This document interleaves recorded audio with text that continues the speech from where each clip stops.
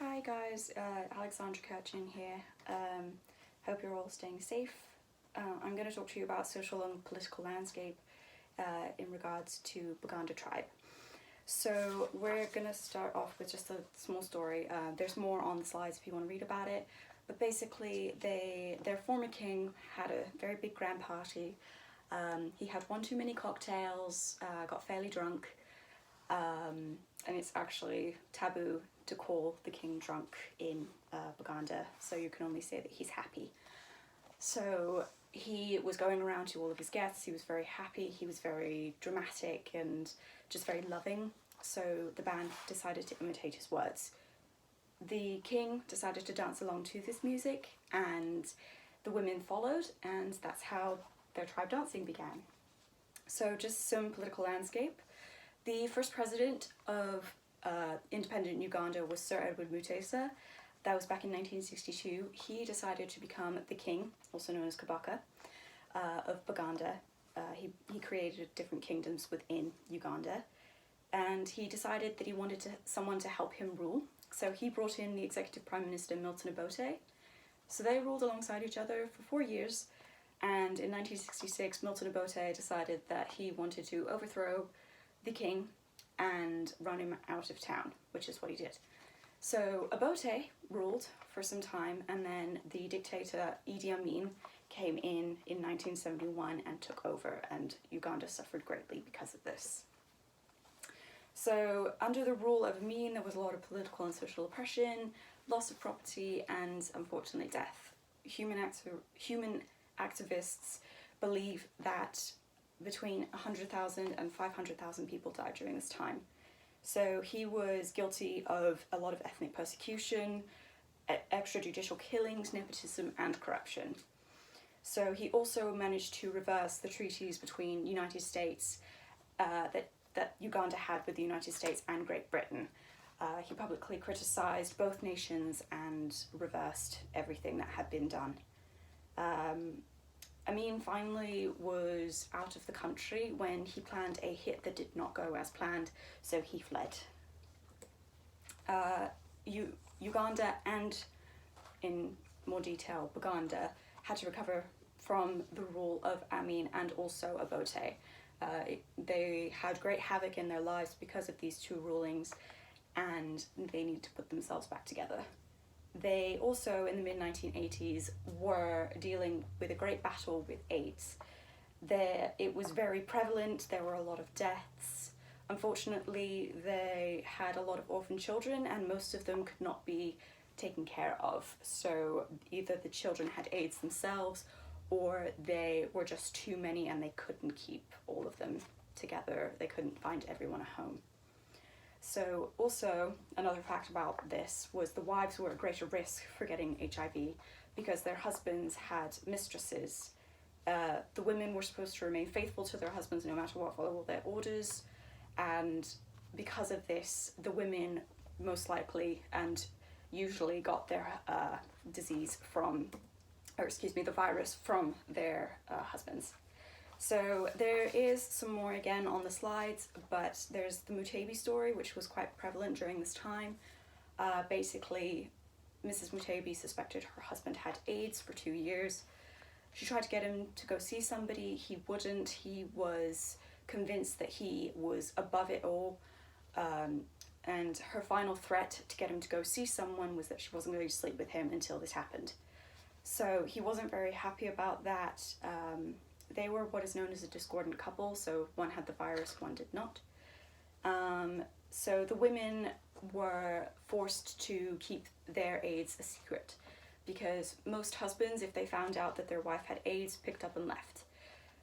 Most of the women actually got the disease from their husbands though, because they were remaining faithful to their husbands. There were some mistresses, but most women got that disease, as I said, from their husbands.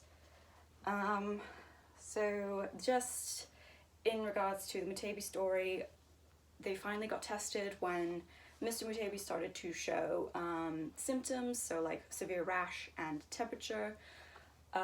So they went and got tested.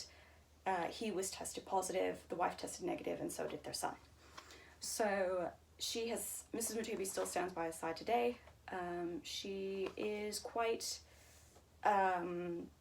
angry about this because she still is at risk herself.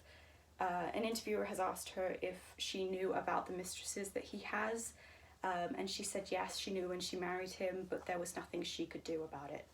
So just some prevention. There is, because of the greatness of the spread, it's become subject of a lot of news articles and journals. So there's a great educational program now that's leading towards prevention. So they've brought in some doctors from Rwanda and Uganda to think up some new ideas for prevention, because abstinence and condoms have not been very effective. As Mr. Mutebi said in an interview, he said most Africans do not like to use condoms. So they're just a little bit about some political oppression. It was severe. They were not allowed to have any political meetings of any kind unless it was to do with the NRM, which is the National Resistance Movement. Any other meetings other than those ones were broken up by the authorities. There was two meetings that were very big and prevalent. There were others, but these were in the news. Mostly this was because of Bill Clinton, during his presidency, came to Baganda and decided to make a tour of the entirety of Uganda. People had their meetings, but either it was prevented by the local police or was broken up before anything really happened. People were very angry about this because it was a direct violation of their freedom of association and assembly. So just a bit about their cultural administration. I told you how the king, also known as Kabaka, has his executive prime minister, also known as the Katikiro.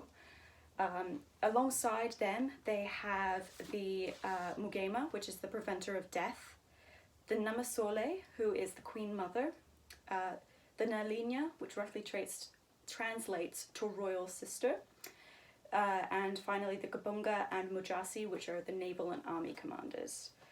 So just a bit about the Namasole and like what are her duties. She is the woman who is the widower wife to the deceased king.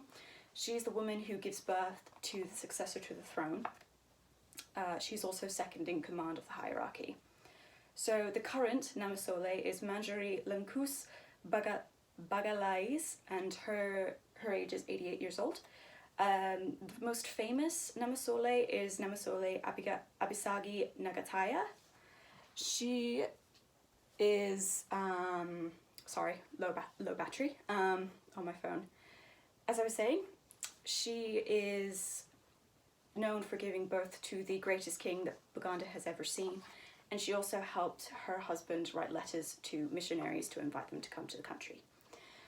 So you can probably see it better in your slides, but this is the current Katikiro.